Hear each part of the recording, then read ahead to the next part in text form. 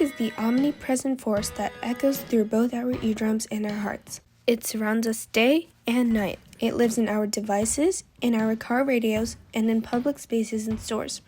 For some, it is merely a fun beat to dance to, but for others, it shapes the way they think, behave, affects their mental and physical well-being, and can bring out hidden sides to them that no one knew they had. We might not be aware of it, but music influences us in every aspect, which is why the contents of the music we are exposed to makes a huge difference.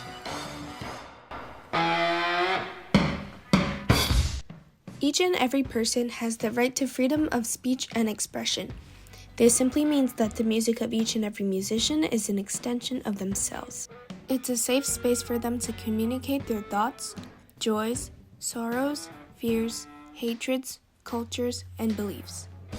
This right is protected by the First Amendment of the United States Constitution, which states, "Congress shall make no law respecting an establishment of religion, or prohibiting the free exercise thereof, or abridging the freedom of speech or of the press," meaning that no laws will be put in place that restrain the freedom of anyone to say what they want or express what they believe in.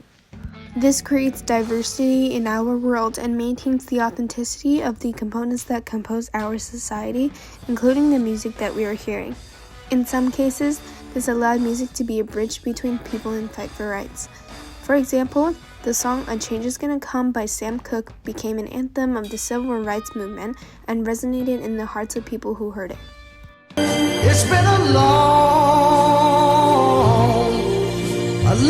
time coming, but I know a change gon' come. However, music was not always for everyone's ears.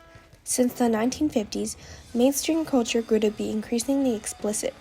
Music followed suit due to the desires of musicians to beat out competitors in the field by shocking the audience with their bold concepts. Songs became more centered around physical love than emotional love.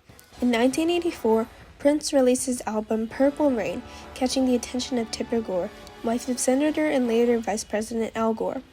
She bought the album for her 11-year-old daughter, fooled by the innocent cover. She was quickly horrified to hear explicit lyrics in the song Darling Nikki and wanted to protect children or sensitive audiences from growing vulgar content. She joined forces with 3 other women, together known as the Washington Wives, due to their husbands all having relations with either the government or the D.C. area. Susan Baker, wife of Treasury Secretary James Baker, Pam Hauer, wife of Washington Realtor Raymond Hauer, and Sally Nevius, wife of former Washington City Council Chairman John Nevius.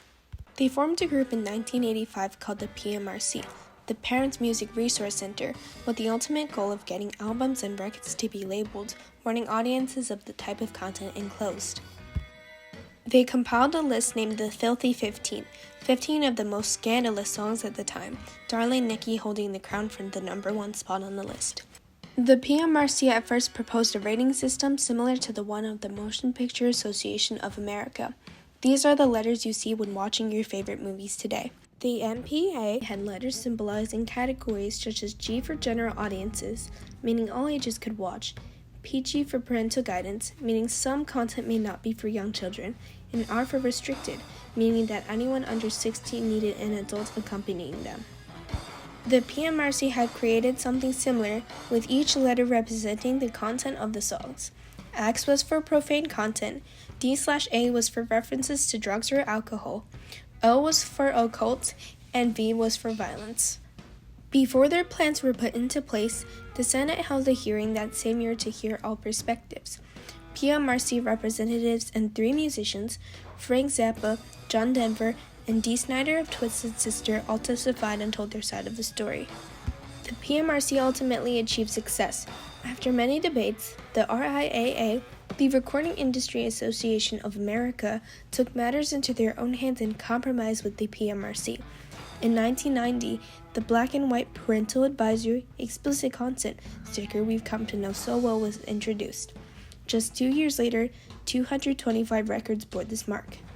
This received positive feedback from parents who were thrilled that their children could be safe, and artists who wore the sticker on their albums proudly and used it to promote their music to the right audiences. 3 million copies of NWA's Straight Outta Compton were sold due to the parental advisory logo. Record labels benefited from this too, as labeled albums gave them a $15 billion revenue and a 40% sales increase. These warnings are still seen today on albums and even digitally, as streaming services such as Spotify mark explicit songs with an E next to them. Even though their solution was implemented, numerous critics had opposing views and were ready to take on the PMRC. In the Senate hearing, while the PMRC asserted that labeling is voluntarily done by independent record labels and is not considered censorship, the musicians had other ideas. John Denver, for instance, believed labeling equaled suppressing. He argued, "The suppression of the people of a society begins in my mind with the written or spoken word.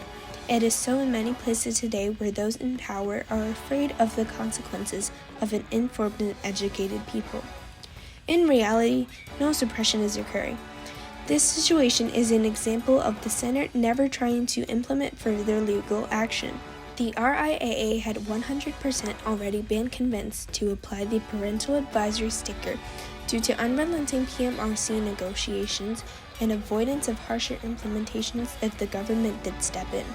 This was a catalyst for balance between right and responsibility in the world of music. The record and music industry have a responsibility to protect.